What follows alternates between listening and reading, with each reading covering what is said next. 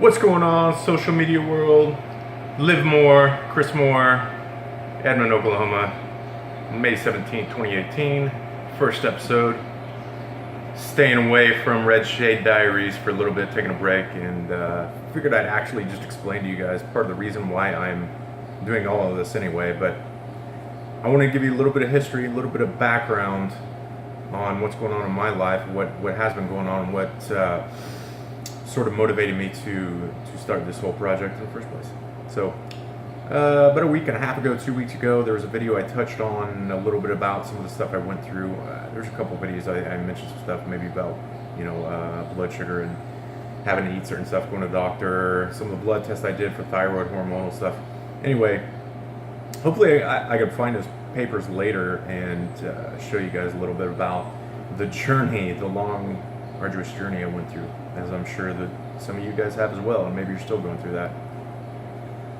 Anyway, I basically am motivated to help people out and expose some of the stuff that's going on out there, some of the misinformation that is in the medical community and nutrition, and even some of the gyms and in the fitness stuff. That's actually a huge problem. That's a huge part of it nowadays is the fitness community going from one extreme to another and causing so many problems. And the ironic thing is, the funny thing is, probably, I can't prove this, but probably there was less problems a while back before we even started exercising, and we had our problems back then too, but I feel like we just overcomplicate it. Like exercise is supposed to be simple, nutrition is supposed to be the hardest thing in the world, but we definitely make it that way. And before we got on these crazy diets and fads, we, in some ways, I guess we're better off, really, is what I'm trying to say. Probably didn't have some of these crazy hormonal health problems, or at least not to the same degree. So, anyway, I want to go back to when I was like 10 years old, 7 years old. I started having symptoms of Tourette's syndrome. 3 years later, I actually got diagnosed with Tourette's syndrome.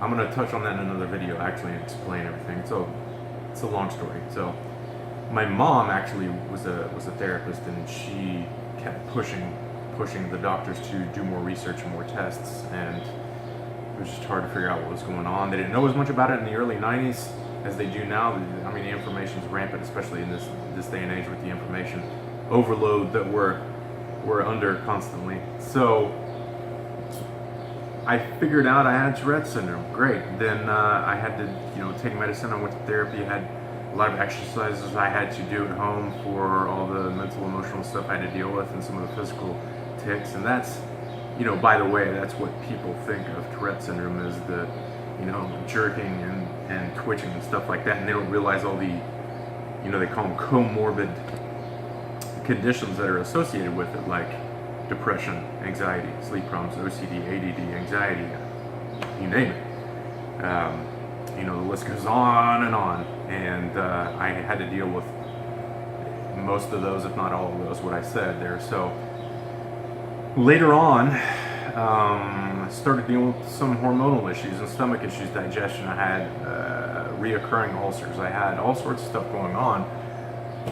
More pills, more therapists to deal with stuff, because I was depressed and I couldn't leave the house, and I had to put school and work on hold and friends and all the social stuff, and I was just, in all honesty, just suicidal. I was depressed. I was beyond depressed. I just didn't understand what was going on with me.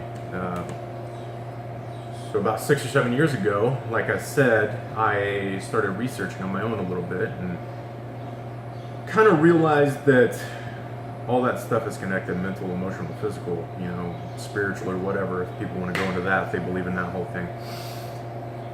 It's all, connected, intertwined, if you will. So there's a lot of stuff that I fixed just with food without having to do any of the other medical stuff that they wanted me to do.